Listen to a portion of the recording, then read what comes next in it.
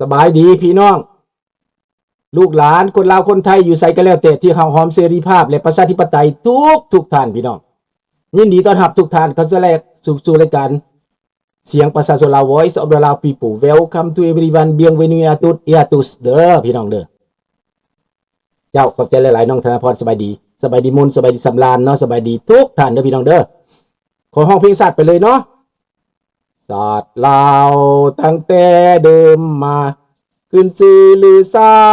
อยู่ในอาซีศาสตร์ลาวผู้พันไมตรีรวมสามัคคีฮักห้อมกันหากศาสตร์หากปาฏิเทา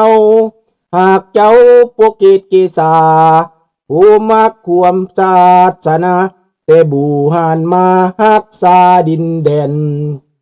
บ่ให้สัตว์ใดมาล้วนหาวีลบกวนญาติแย่งสิ่งเอาไปขึ้นเข่ามาดูวุ่นวายสู้จนตัวตายต้านทานศัตรูสวยเสื้อชูเลือดเนื้อเสื้อเผาพื้นผู้กูเอาบันเทาถูกกันขอบใจเด้อขอบใจยาป้าหลายๆเด้อกาแฟสิมาให้อีกแล้วนี่นะเป็นกำลังใจอันใหญ่หลวงเด้อป้าเด้อขอให้ป้ามีความสุขมีความเจริญมีความอยู่เย็นเป็นสุขเด้อกินอย่าบกจกอย่าแห้งขอให้ป้าหำมีร่ำรวยและสุขภาพเข้มแข็งอยู่ดีมีแห้งมีความสุขกับลูกกับหลานกับพี่กับน้องขอบใจหลายๆเด้อป้าเด้อได้กาแฟอีกแล้วเด้อขอบใจอามิโกเป็นผู้สื่อสารเป็นผู้ส่งมาให้ตลอดเนาะเป็นกำลังใจอยู่ได้เหือดได้แห้งพี่น้องอันนี้กำลังใจสำคัญเนาะพี่น้องมื้อนี้กะขอเข้าประเด็นเลยก่อนจะให้ประเด็นเรื่องลาว50 ปีที่ระบอบปีศาจของเมืองเขาฝันอยากเป็นสังคมนิยมพี่น้องอยากได้สังคมนิยมแต่เดี๋ยวนี้กลายเป็นสังคมปีศาจสังคมผีมารซาตานแล้วบ่มีสังคมนิยมแล้วและถามว่าประเทศใดมีสังคมนิยม1ประเทศแคนาดาฝรั่งเศสข้าพเจ้าก็บอกว่าสังคมนิยมคือกันแต่ว่าประเทศแคนาดานี่แขวงข้าพเจ้าอยู่นี่เป็นสังคมนิยมแน่นอนแต่ก่อนจะมาเข้าประเด็นนี้ข้าพเจ้าไปบอกว่ารัสเซียจะว่ารัสเซียซะก่อนเนาะเรื่องโดนัลด์ทรัมป์ไปประชุมเอเชียกลับมากะได้ประโยชน์มหาศาลเนาะและข้าพเจ้าจะว่าตั้งแต่รัสเซียซะก่อนมื้อนี้รัสเซียที่อยากให้เพิ่นโตตายหั่นนะอยากฆ่าเพิ่นโตตายนั่นถูกรัสเซียแล้วในตอนนี้รัสเซียเคยทำลายเขื่อนยิงเขื่อนให้ท่วมยูเครนสบายดีน้องละดาวอนให้ท่วมยูเครนให้ท่วมทหารยูเครนตอนนี้ยูเครนเอาคืนพี่น้องจัดเขื่อนแบนกรอดเขื่อนแบนกรอดน้ำท่วมทหารรัสเซียจมอยู่ใต้น้ำพี่น้องจมอยู่ใต้น้ำรถถังอาวุธปืนใหญ่อาหารการกินเสื้อผ้าทุกสิ่งทุกอย่างรัสเซียจมอยู่ในน้ำเกิบกระเปียกทรงเสื้อกระเปียกแล้วบ่มีผู้ใดมาซอยพี่น้องลอยน้ำมาเองก็มีลอยน้ำไปเองบ่มีเรือเพราะว่ารัสเซียบ่ได้เตรียมเรื่องเรือไว้จะแก้ไขปัญหานี้บ่มีเรือไปซอยพี่น้องต้องซอยตัวเองนี่ทหารของนายปูตินเป็นแบบนี้เฮลิคอปเตอร์สิไปซอยออกมาก็บ่มีเพราะว่าเข้าไปก็ถูกยูเครนจัดการถูกโดรนยูเครนจัดการน้ำท่วมแล้วมันเห็นเบิดพี่น้องแปลว่าน้ำท่วมหนูออกจากหูมาอยู่ให้คนเห็นแปลว่าพวกมันออกจากหูออกจากบังเกอร์ออกมางออยู่ตามต้นไม้ต้นตอกออกมางออยู่บ่อนสูงเขาก็เห็นเบิดพี่น้องยูเครนจับเอาทำลายเอาพี่น้องตายเป็นพักเป็นเบื่อนี่แหละบาปกรรมนำสนองพี่น้องนอกจากนั้นแล้วยูเครนส่งโดรนไปจัดการทุกแห่งทุกหนใส่ยังใส่อาวุธให้มานี่โดรนนี้แปลว่าจัดการที่มันโฆษณาส่วนเสือว่าทหารยูเครนถูกปิดล้อมนั้นบ่แม่นพี่น้องบ่แม่นได้กลายเป็นทหารยูเครนไล่ล่าทหารรัสเซียเพิ่นสิมาจับไล่ล่าทหารยูเครนแต่ทหารยูเครนตบหลังหักทางหลังตัดทางข้างกองพันอาซอฟจับเอาพี่น้องสบายดีประยูนจับเอา แล้วก็ยอมจำนนพี่น้องนี่แหละมันเอากันจ้อๆโลดรัสเซียเดี๋ยวนี้แปลว่าอยู่ในขั้นอัตคัดร้องแล้วเด้อทอนร้องแล้วเพลงชาติเด้ออยู่ในขั้นอัตคัดในตอนนี้นะรัสเซียแปลว่าหมาจนตอกแล้วอยากใส่นิวเคลียร์อยากขู่อเมริกาแล้วอเมริกาเว้าดีนำน้อยเดียวขึ้นโทบ่ยอมหยุดสงครามแต่ว่าโดนัลด์ทรัมป์บ่อยากเว้านำละติตอนนี้คือสิเบิดละติอันนี้แหละพี่น้องข่าวสำคัญก็เป็นตัวนี้ดังนั้นในตอนนี้รัสเซียนั้นมอสโกกลายเป็นหยังกลายเป็นทะเลเพลิงไปแล้ว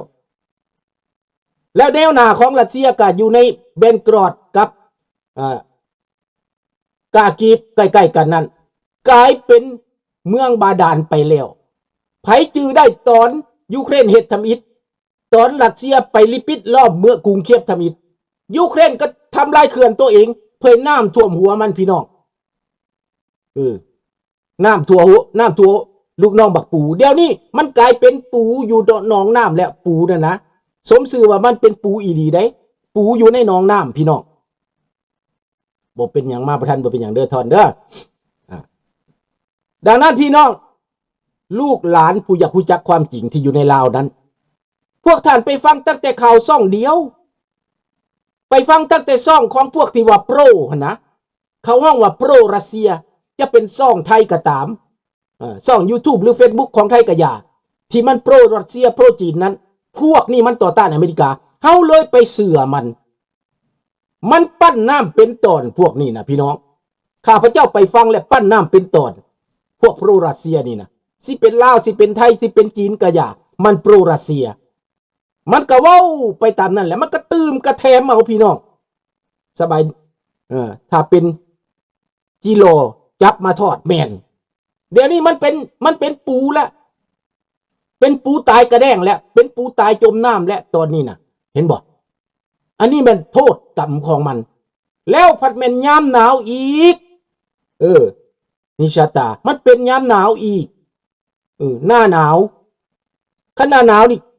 น้อยนึงก็บ่ได้ได้และเจ้านี่ซีเมนต์เกือบรองเท้าเจ้าเปียกเสื้อผ้าเจ้าเปียกเจ้าตายหนาวได้อันนี้ไหนยามหนาวแล้วหิมะใกล้สิลงเลยดินี่แล้วดังนั้นพี่น้อง Storm Shadow แล้วก็เจแดมแล้วก็ไฮมาของอเมริกาอังกฤษนี่มันถือเป้าเป๊ะโลดได้พี่น้องถือเป้าเป๊ะดังนั้นรัสเซียนี่แปลว่าโอ้ความหายนะเลยเด้อในประเทศรัสเซียก็มีการคัดค้านเบลารุสแล้วก็อีกอย่างอีกเมืองกันนั้นกาลินินกราดบอกที่ว่ารัสเซียไปยึดเอาของเยอรมันน้อยๆเห็นนะที่ใกล้กับลิทัวเนียใกล้กับโปแลนด์ก็อยากขึ้นกับยุโรปเดี๋ยวนี้อยากออกอยากหันมาเป็นยุโรปบาดนี้บ่อยากไปน้ำรัสเซียอีกแล้วออกมาประท้วง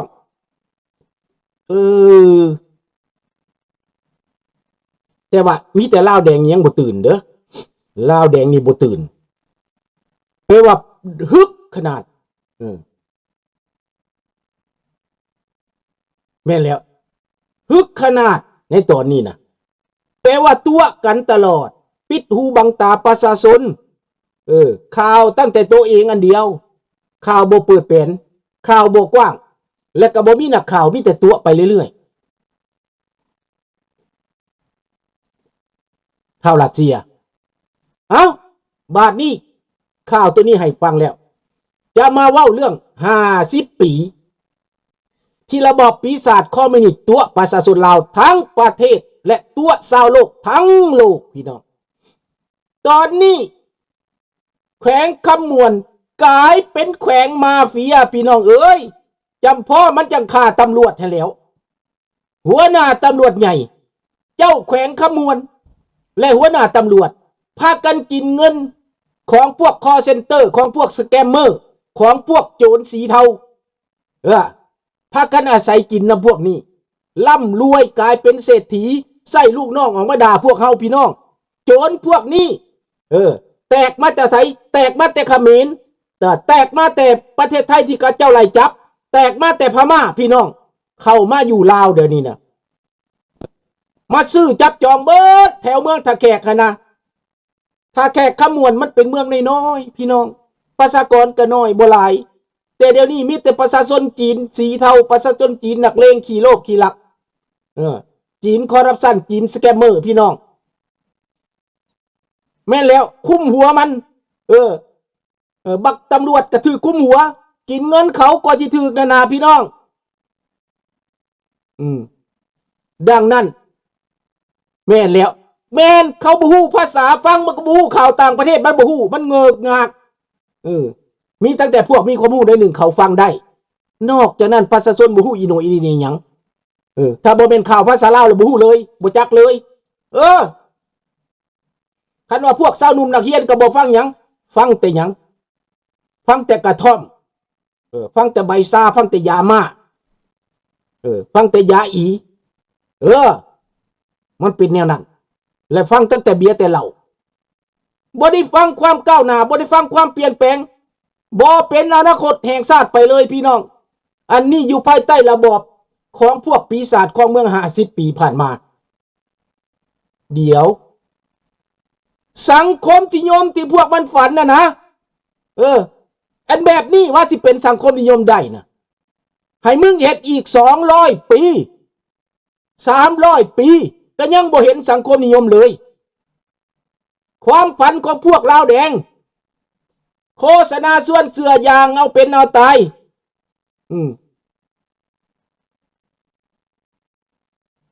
ปูตินลาวจะบีบไปกับความสงครามอยู่จะไปนะสงครามนั่นพี่น้องเอาไล่เบิ่งดูพี่น้อง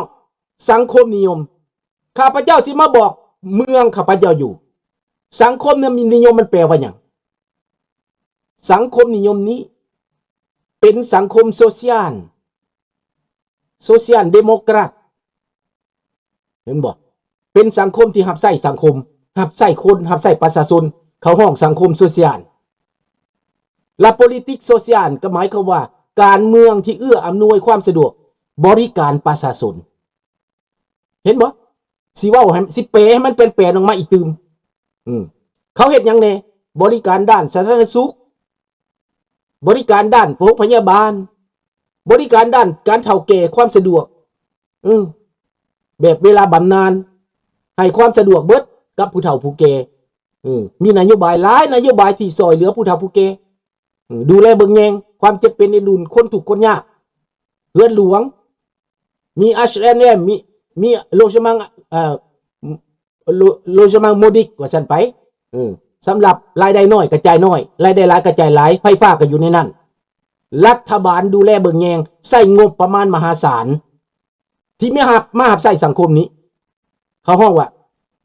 เวลแฟร์ก็เป็นแอดโซเชียลนั่นแหละผู้เฒ่าต้องได้รับการเวลแฟร์ได้รับเงินแอดโซเชียลเห็นบ่ล่ะเงินน้อยเขาก็เพิ่มให้คันว่าเงินผู้เฒ่าพวกกินบำนาญแล้วเงินบ่พอได้เงินจากรัฐบาลได้เงินจากบำนาญมันบ่พอเขาก็ให้เจ้ารายงานรายได้เจ้าเพื่อขอเงินซุปเปอร์มังเงินเพิ่มจากรัฐบาลเกือบเป็นพันผู้ใดเขาเพิ่มให้นะให้เจ้ามีอยู่มีกินให้เจ้าอยู่ดีกินดีก่อนตายว่าซั่นไปเลี้ยงดูปูจีคนเฒ่าคนแก่คนเจ็บคนป่วยคนเสียองค์ะนี่คนที่แข็งคนที่บ่แข็งแรงคนที่บ่มีเวียกมีงานมีเงินว่างงานคนว่างงานแปลว่าเจ้าตกงานเขาจ่ายเงินว่างงานให้อย่างน้อยปี1 2 ปีเจ้าเกิดอุบัติเหตุในการทำงานเขากระจายเงินค่าอุบัติเหตุให้ในโรงงานเขาได้เงินโรงงานจ่ายให้เป็น10 ปีก็มี5 ปีก็มีแล้วแต่กรณีที่หมอยังยืนให้ว่าเจ้าอินับเจ้าเฮ็ดบ่ได้2มาเกิดอุบัติเหตุถ้าแม่นอินับแข้งหักขาขาดขับรถก็จ่ายให้ตลอดชีวิตดูแลเบิ่งแยงตลอดชีวิตเบิ่งดีได้บ่แม่นเบิ่งธรรมดาได้เบิ่งจนความสะดวกต้องการอย่างใดอันนั้นได้ถึงขั้นนั้นนี่คือเป็นการเมืองโซเชียลแปลว่า politics social ของเขาอันนี้เป็นประเทศสังคมนิยมแต่เขาบ่ได้ประกาศได้เขาบ่ได้ประกาศว่าเขาเป็นสังคมนิยมเด้เขาบอก